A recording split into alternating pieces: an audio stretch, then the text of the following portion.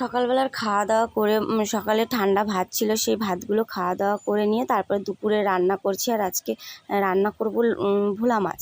তো মাছগুলো দেখো কড়ার মধ্যে দিতে দিতে মাছগুলো একদম আটকে গেছে, একদম দলা হয়ে গেছে, এক জায়গায় হয়ে গেছে। জানি না আজকে কেন মাছগুলো এরকম হলো।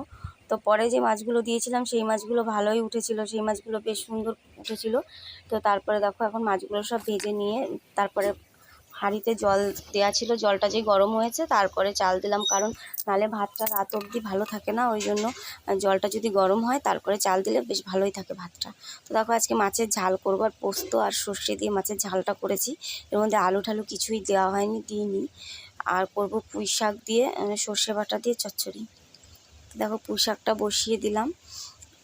আর পুঁই শাকের মধ্যে আজকে কুমড়ো দিইনি, কুমড়ো ছিল না, গাজর আলু আর পটল দিয়েছিলাম। তো তারপরে রান্নাবান্না আমার কমপ্লিট। এখন বাসন কোসনগুলো সব মেজে নিচ্ছি, আর দুটো কড়াই পরে নামিয়ে নিয়েছিলাম।